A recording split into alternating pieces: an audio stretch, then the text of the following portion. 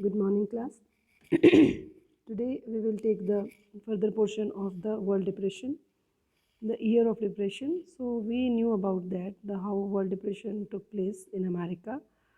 From America it started, and on the day of 24 October, then Tuesday, it was known as the Black Day in history, Black Tuesday. Let's take the economy crisis created deep anxieties and fears in the people. We have seen that what the condition have of youth in Germany, and not only Germany but many country of the world were in that influenced by that year of depression. So the middle class, especially salaried employees and pensioners saw their savings diminish when the currency lost its value. मतलब जब पैसे का value कुछ नहीं रहा तो सबका जो भी पैसा था पेंशन या सैलरी लोगों पर ज़्यादा इसका असर पड़ा, क्योंकि उनकी मंथली सैलरी भी कुछ काम नहीं आ रही थी। ठीक है, आप देखते हो ट्रिलियन तक पहुँच गया, तो किसी की सैलरी ट्रिलियन तो हो नहीं सकती, तो ट्रिलियन एक मार्क को काउंट कर रहा था, तो अब बहुत बुरी हालत थी। So saw their savings diminish when the currency lost its value, and small businessmen and the self-employed and retailers suffered as their business got ruined. मतलब उनका बिजनेस भी ख़त्म हो गया, जो बिजनेस वाले थे उनके लिए थोड़ी होप थी, लेकिन वो भी बिल्कुल बर्बाद हो चुके थे।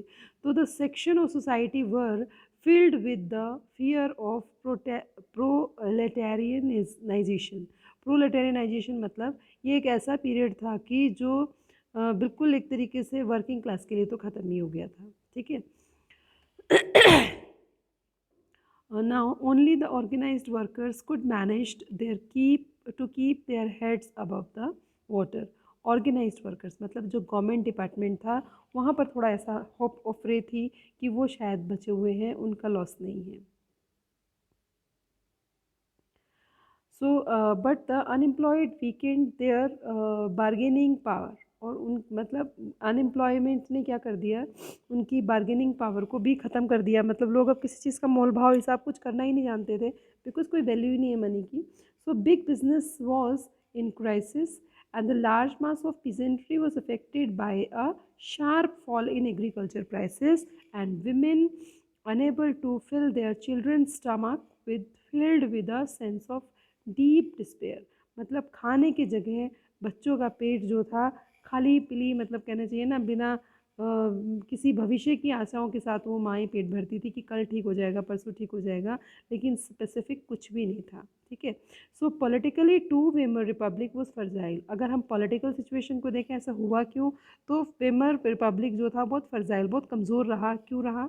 The Weimar constitution had some inherent defects.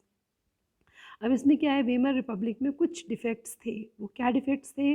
Which made the unstable and vulnerable dictatorship, जिसने इसको डिक्टेटरशिप के मुंह पर लाकर खड़ा कर दिया। मतलब कुछ हो ना हो, ये गवर्नमेंट कुछ नहीं करेगी, डिक्टेटरशिप तो आनी ही चाहिए।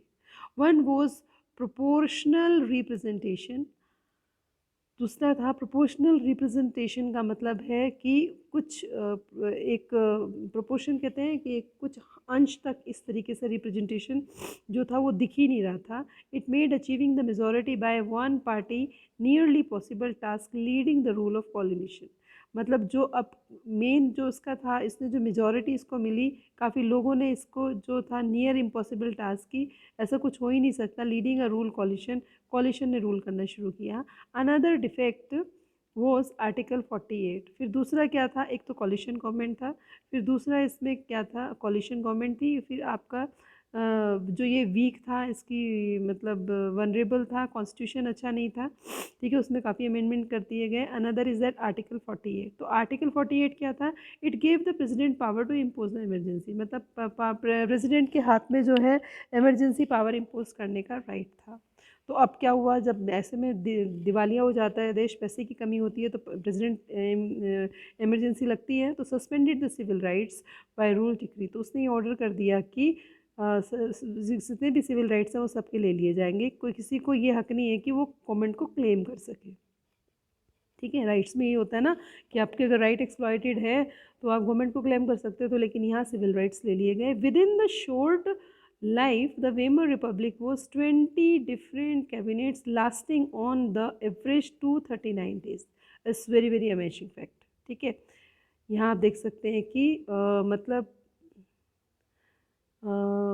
क्या कह सकते हैं इसको कि एक साल भी नहीं है, 365 डेज होते हैं आपका। ये इतना पीरियड 239 डेज में ही कितनी बार गवर्नमेंट चेंज हुई?